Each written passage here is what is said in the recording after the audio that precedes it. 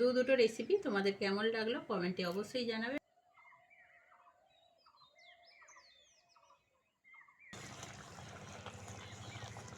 খুব সুন্দর হয়েছে বন্ধুরা, কালারটা দেখেই তোমরা বুঝতে পারছো কত সুন্দর হয়েছে। গরম ভাতের সঙ্গে দারুণ লাগবে খেতে। নমস্কার বন্ধুরা, লক্ষ্মী রান্নাঘরে সবাইকে স্বাগত। আজকে আমি তোমাদের জন্য একটা বাঙালি রেসিপি নিয়ে চলে এসেছি।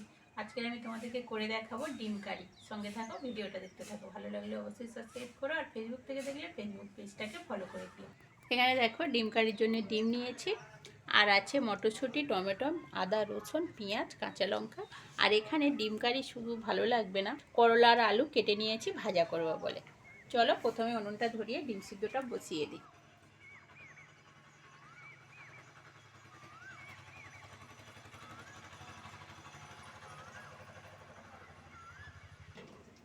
ডিমগুলো সিদ্ধ হয়ে গেছে, জল থেকে তুলে নেব।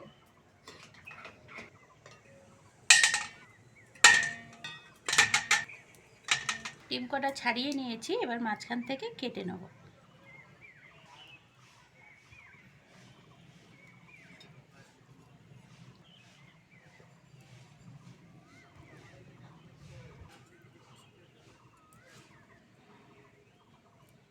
এবার কড়ার মধ্যে তেল দিয়ে দেবো, অল্প করে লবণ দিয়ে দেবো,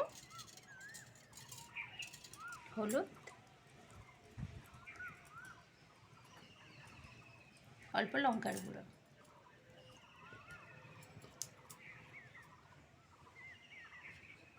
এবার ডিমগুলো ভেজে নাও।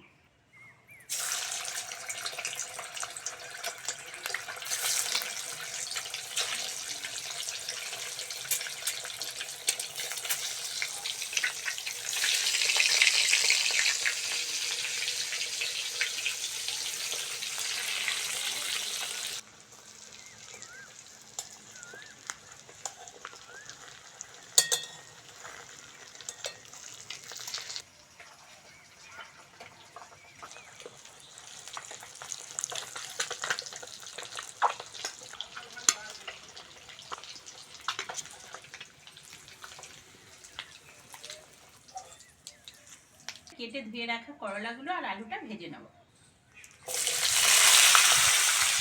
লবণ, হলুদ,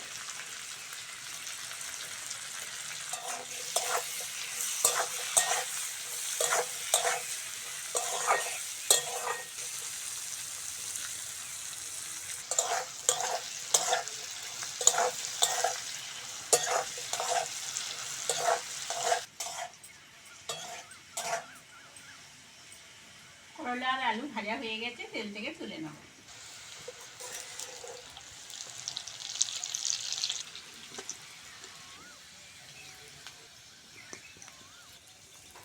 ওই তেলের মধ্যে কুচনো পেঁয়াজ আর কাঁচা লঙ্কাটা দিয়ে দেবো।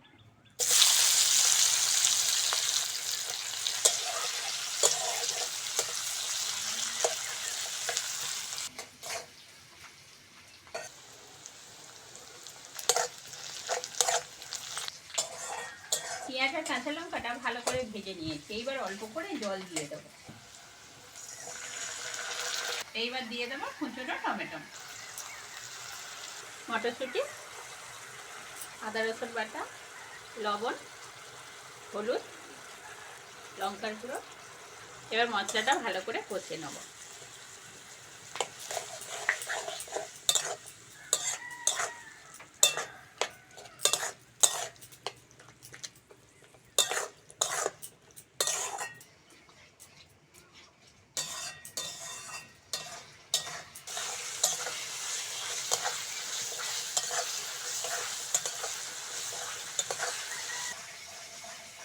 মশলাটা খুব সুন্দর করে কষে নিয়েছি, মশলা থেকে তেল ছেড়ে দিয়েছে। এইবার অল্প করে জল দিয়ে দেবো।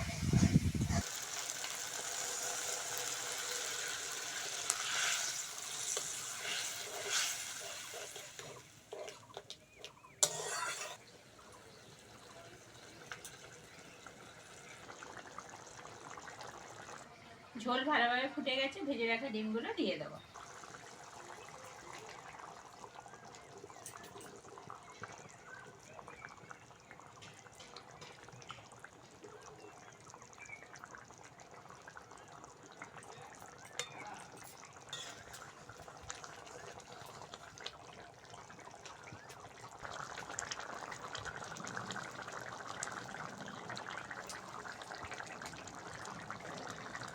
ডিম কারি হয়ে গেছে, অল্প একটু গরম মশলা দিয়ে নামিয়ে নেব। গুঁড়ো গরম মশলা,